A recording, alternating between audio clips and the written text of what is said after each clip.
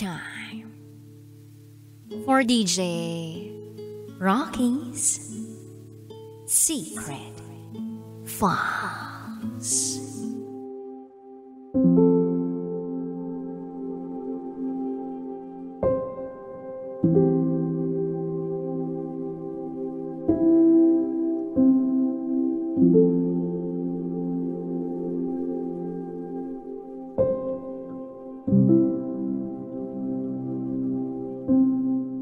Dapat, ikakasal na kami. Pero, sumuko na ang puso niya.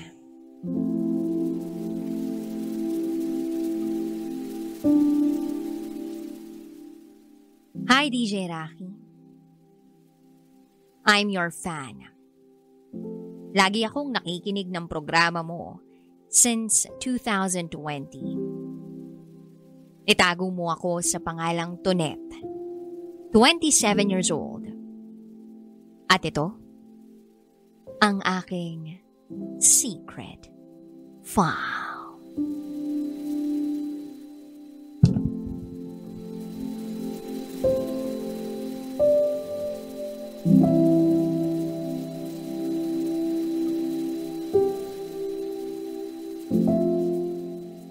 Mark and I have known each other since I was a third-year college student. That was year 2017. Kaya lang, sa tuwing tumatambay ako sa shop nila,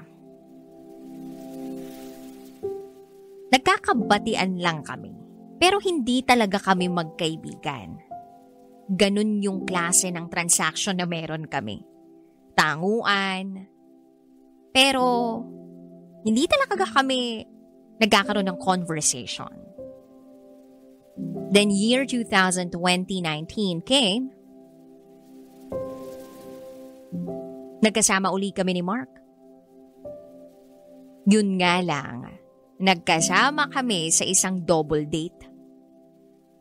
Kasi napagpasyahan ng boyfriend ko that time na isama ang circle of friends niya para makapagbatangas kami. That year ang boyfriend ko ay yung tropa niya.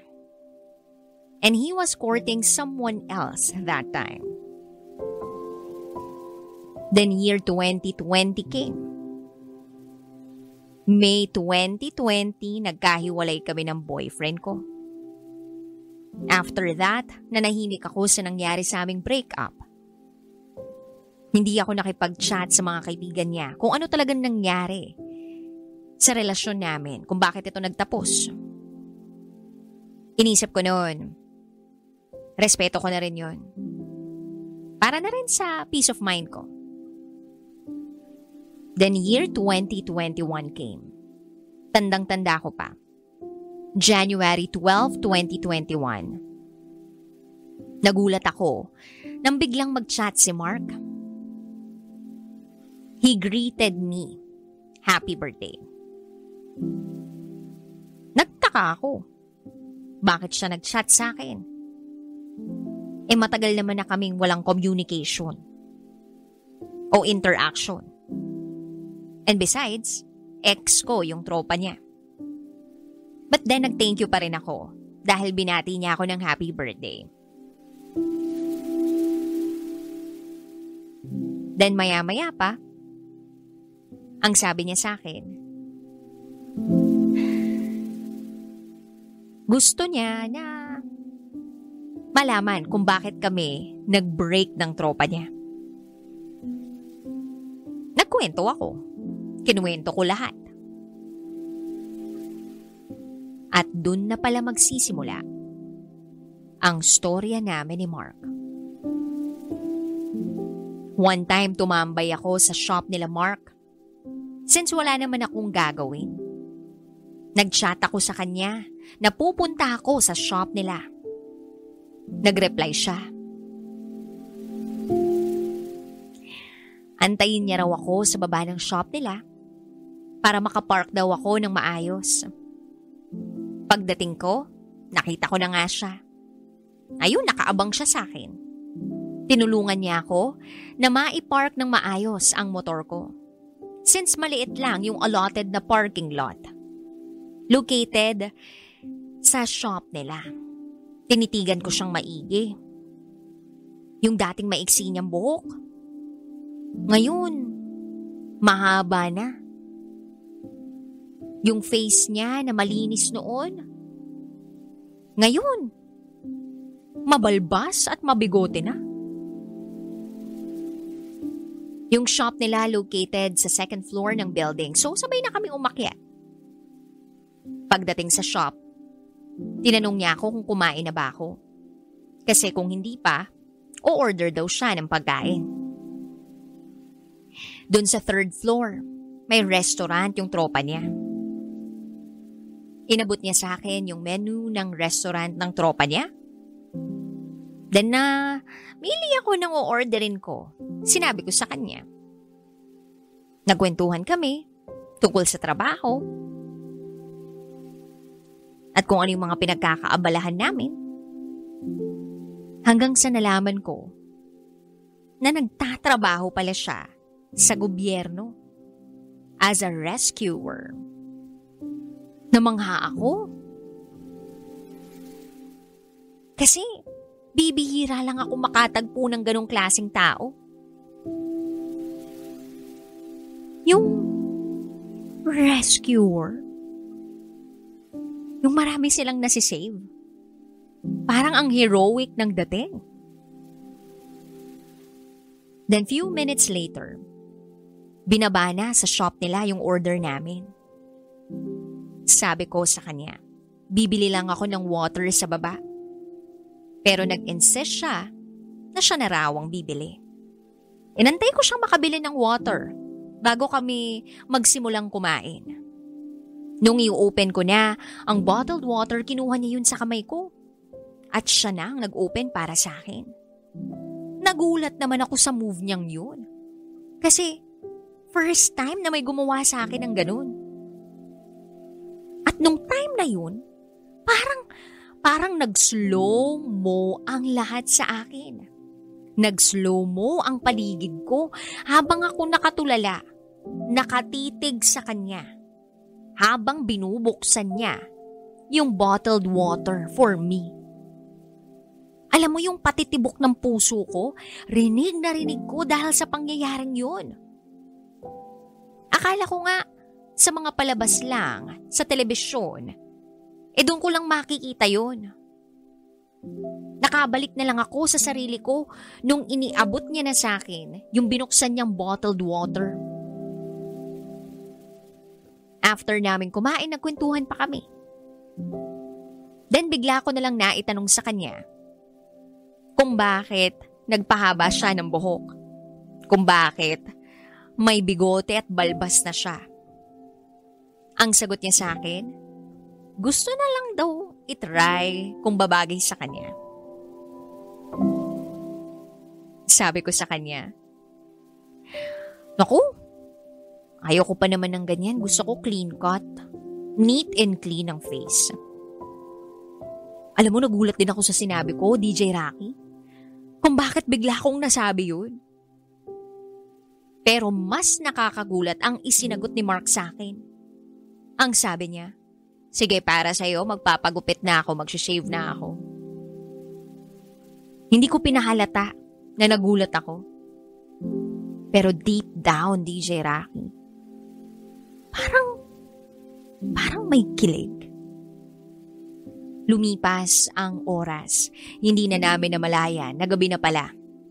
Nagaya na akong umuwi dahil magdadrive pa ako. Hinatid niya ako kung saan ako nagpark. Habang nag-aayos ako, paalis, sabi niya mag-ingat ako sa pagmamaneho. Gabi na eh. Dahan-dahan daw sa pagdadrive. Tapos sumakbay siya sa akin. Sabay, tap sa balikat ko. Tumango naman ako. Then nag-drive na ako paalis. Pagka-uwi ko, napaisip ako, bakit ganun yung actions namin sa isa't isa? At bakit ganun yung nararamdaman ko? Dumagdag pa na nag-chat siya.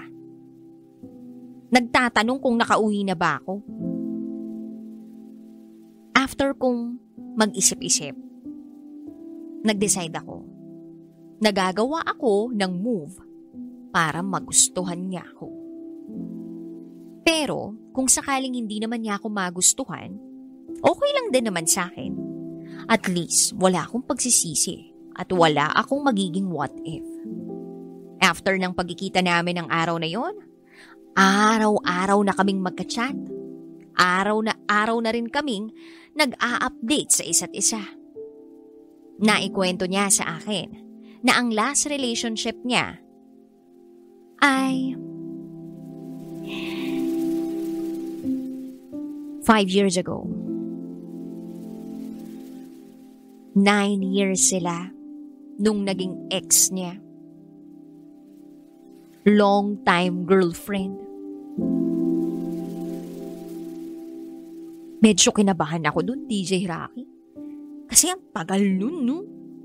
Pero kung sa bagay, medyo matagal naman na din yung panahon na single siya. Then one time, bigla na lang siyang bumanat. Kung papaano daw, pag niligawan niya ako. Na maging kami. Nag-reply ako sa kanya. Di nga. Seryoso raw siya. Then lumipas ang ilang buwan.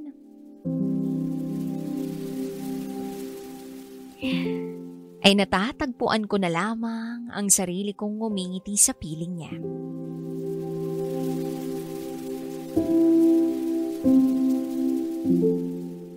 Lumalabas na kami ni Mark kasama ang mga close friends ko.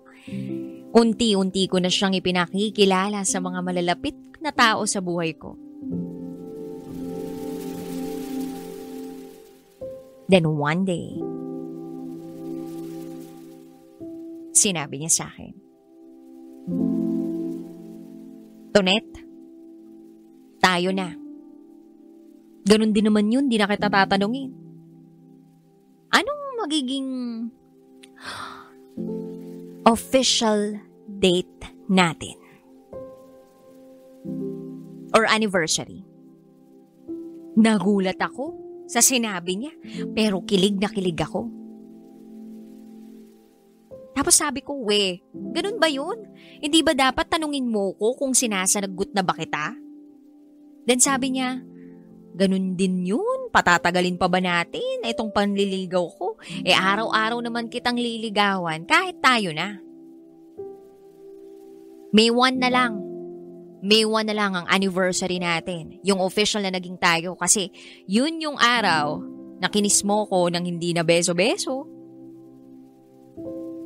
Huwag na tayo mag-celebrate ng monthsary anniversary na lang. Basta May 1, yan ang official na date natin. At ayun, wala na akong nagawa. Dahil gusto ko rin naman yun. Lumipas ang ilang buwan. Dumating ang araw na pinaka-memorable sa akin. December 18, 2021. Mark proposed. And I said yes. Tuwang-tuwa ako. Na-overwhelm ako. Siyempre, 7 buwan pa lang kaming magkarelasyon, pero inalok niya na ako ng kasal. Ang paliwanag niya sa akin, ako naman daw talaga ang gusto niyang makasama at ako na ang gusto niyang mapangasawa. Lumipas sa mga araw, buwan at taon. 3 years. Nag-live-in kami. Hindi naiiwasan ang mga problema o away sa relasyon. Pero palagi naming pinipili na manatili at piliin ang isa't isa. Ayusin kung ano mang dapat ayusin. And it made our relationship stronger. Then year 2024, nagpaplano na kami na maikasal na. ang napag-usapan namin. Kahit simple civil wedding lang, okay na yon. Basta maikasal na kami. Ang pangako niya sa akin, ber months ng year 2024, ikakasal kami. Then May 1, 2024 came, 3rd anniversary namin. 3 days after our anniversary, akala ko magiging okay ang lahat. Magkausap kami noon. Niyakap niya ako bago ako pumasok ng trabaho. Nasa trabaho ako bandang 10:00 ng gabi. GY shift ako. Nang bigla na lang mag-ring ang cellphone ko at pagkita ko, tropa niya ang tumatawag sa akin. Nagulat ako at agad na napaupo sa pwesto ko. Ano? Paano? Tanong ko sa tropa ni Mark. Nanginginig ang katawan ko noon.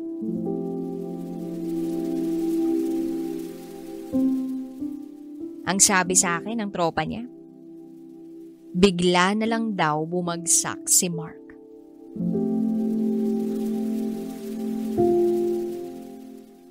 Bumilis ang tibok ng puso ko.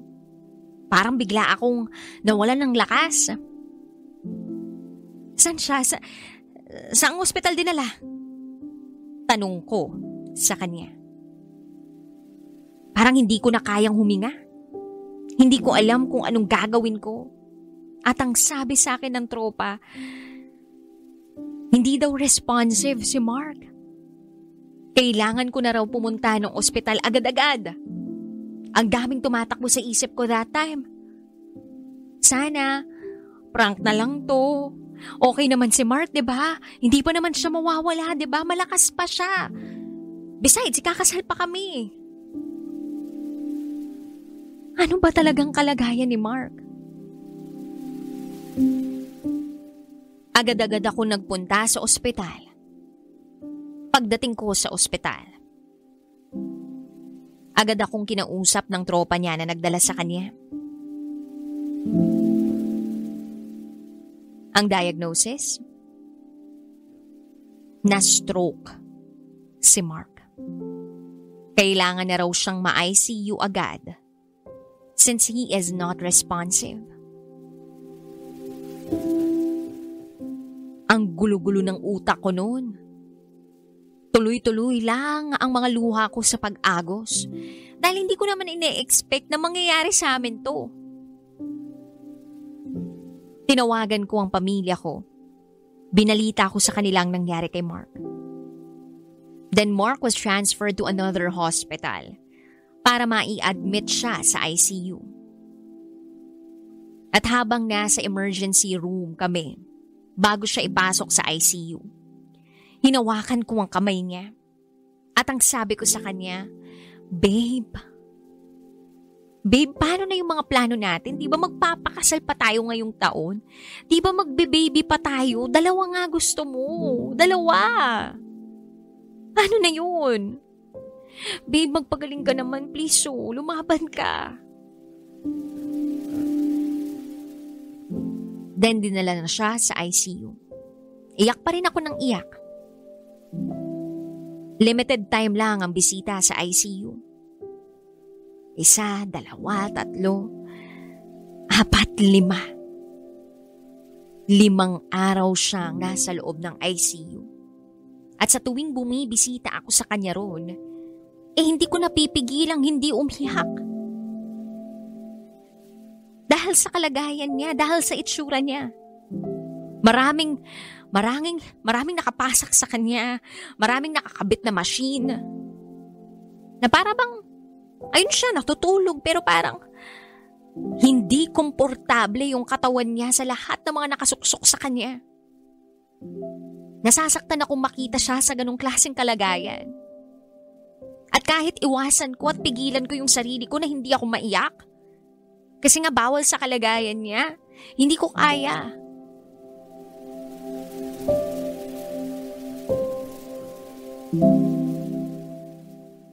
Then kinausap ko siya. Napansin ko na sinubukan niyang imulat yung mga mata niya.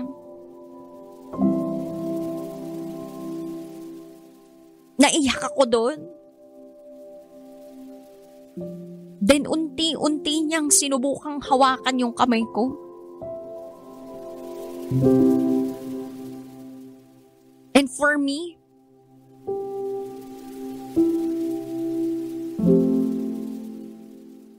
okay na yun. Okay na malaman ko na okay siya. And that gave me hope na gagaling siya. Lumipas ang ilang araw, nailabas na siya sa ICU. Nailipat siya sa normal room dahil for recovery na siya. Nakakausap na siya, pero ang sagot niya lang ay palaging ungol. Ang naging routine ko, after work, uuwi lang ako para maligo, babalik ng ospital para doon matulog at bantayan siya.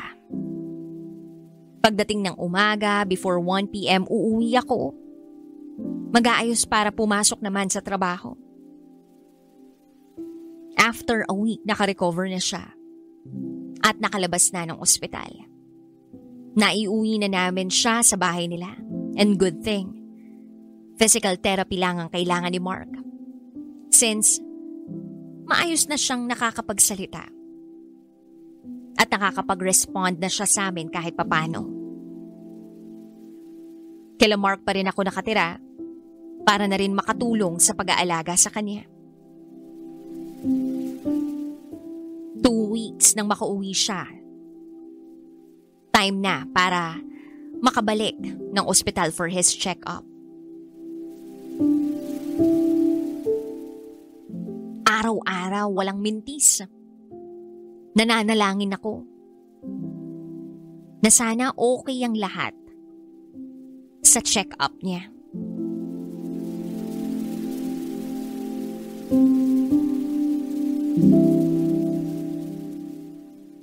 Pero siguro,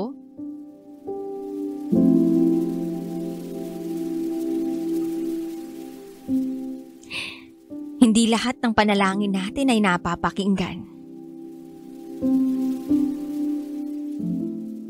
Sabi ng doktor, kailangan daw ma-confine ni Mark dahil mataas ang potassium niya. And this is based sa resulta ng lab niya. If hindi raw magagamot, magkakaroon daw ng epekto yun sa kanyang puso.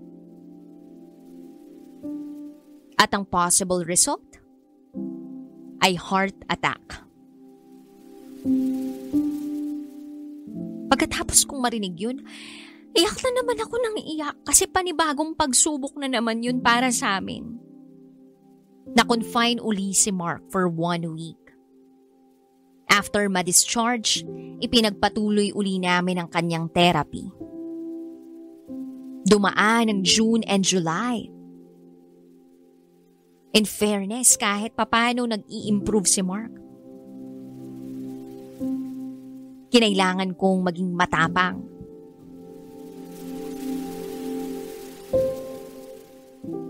At sa loob ng simbahan, doon ako nagpapakita ng kahinaan.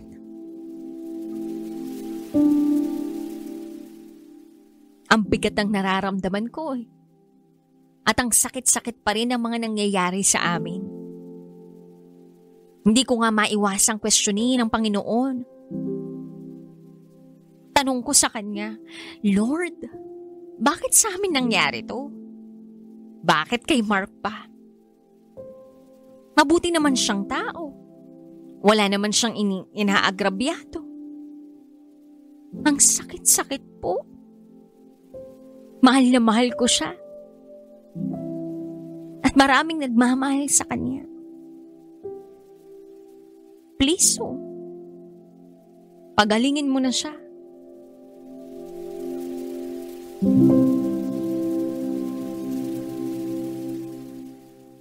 Then month of August came. First 2 weeks, okay ang lahat. Tuwang-tuwa ako nun. Because for the very first time, naipag-drive ko si Mark. Pumunta kami ng hospital para sa kanyang laboratory test. Pero yung tuwang yun ay napalitan ng lungkot at pag-alala. Bigla na lang ayaw na niyang kumain. Ayaw na niyang uminom ng gamot. At ayaw na rin niyang uminom ng tubig. Para bang nawalan na siya ng gana sa lahat ng bagay. Halos 1 buwan na rin akong hindi makakatulog ng maayos dahil iniisip ko yung kalagayan niya. Wala akong ibang mapagsabihan ng dinadala ko, lalo na sa pamilya ko dahil sa tuwing umiyak ako sa kanila, nasasaktan ako dahil nasasaktan din sila na nakikita ako sa ganong klaseng sitwasyon. So ano pa bang dapat kong gawin? Minsan naisip ko ng sumuko pero hindi eh. Hindi po pwede. Kapag iniisip ko yung pagmamahal ko para kay Mark, at pag iniisip ko na mawawala siya, hindi ko kaya.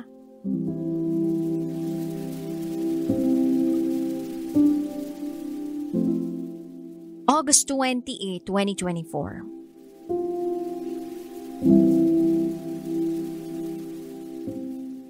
Hinawakan ko ang kamay ni Mark. Kinausap ko siya. Sabi ko sa kanya mahal na mahal ko siya. Na kailangan niyang lumaban. Kailangan niya pa rin piliing kumain, uminom ng tubig, uminom ng gamot. Habang nanunood siya, nakatitig ako sa kanya.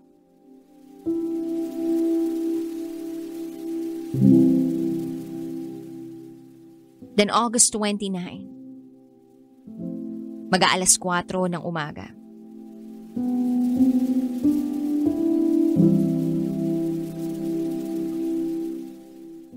Ang lakas ng katok sa pinto ng kwarto. Pagkalabas ko ng kwarto, nanlumo ako. Tumambad sa akin ang taong mahal ko na sobrang putla na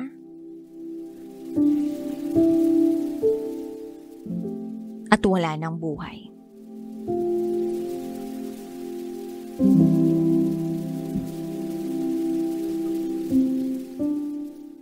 Bumalik ako sa kwarto namin. Tinawagan ko ang pamilya at mga kaibigan namin para sabihin ang nangyari. Lahat nag-iiyakan na. Nag-flashback sa akin lahat. Kung paano kami nag-umpisa. Kung paano kami nag-away. Kung paano siya nag-propose. Kung paano ko siya inalagaan. At kung paano ako nagdarasal sa Diyos na pagalingin na siya.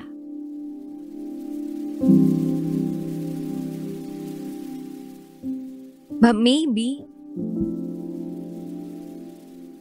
hanggang dun lang talaga ang lahat.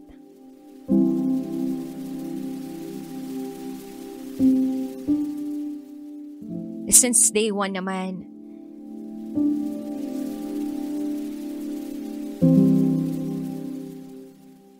tinupad niya pa rin yung pangako niya.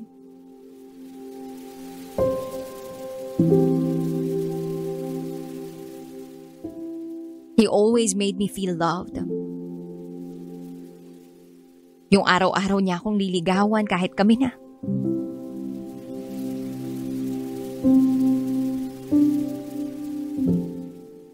Sa loob ng 3 taon,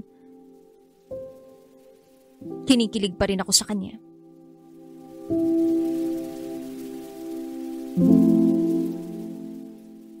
sa araw-araw na ginawa ng Diyos. Palagi niyang inuuna at iniisip ang kapakanan ko. Palagi niyang sinasabi sa akin na mahalin ko lang siya.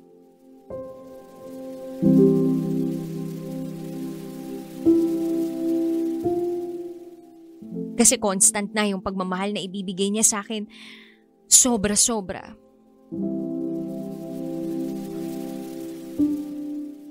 Kahit nga maubusan na siya o mawalan siya, basta ako okay, meron.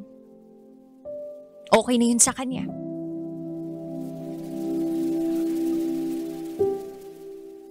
While I'm writing this letter, hindi ko pa rin maiwasang maiyak. While remembering everything. Especially kung paano niya ako mahalin.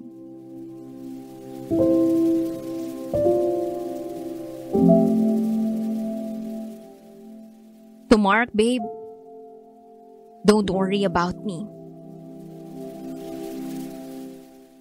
I want you to put yourself first now. Everything is all about you now. You are always in my heart and in my mind. I'll always look up and smile, knowing that you're up there smiling back at me. Thank you for everything. Take good care of yourself for me, please. Don't worry about me even though makita mo akong umiyak, please. Huwag ka nang mag-alala pa. I'll be strong. Because you made me stronger. You've taught me how to be strong just like you. I'm really sorry for the wrong things I've done. Lagi mong sinasabi sa akin na basta babe, masaya ka, masaya na rin ako. Basta okay ka, okay na ako. I'll always remember that. I know every inch of you. The way you think, the way you stare at me, the way you smell everything.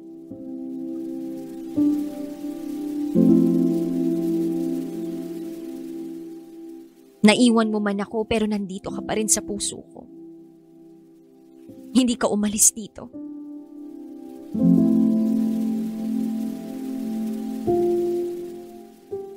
I love you and I miss you so much. Hanggang dito na lang po, DJ Rocky. Muli, ako si Tonette.